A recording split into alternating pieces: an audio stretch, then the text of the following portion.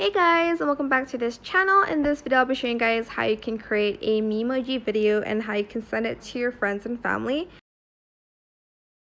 Of course, and you're going to select this Memoji here and it's going to open this up. Make sure you have good lighting. I'm trying to have good lighting here, and you're just going to press that big red button to record. So just do that. You can select from a bunch of emojis that you've made and make sure it can detect your face.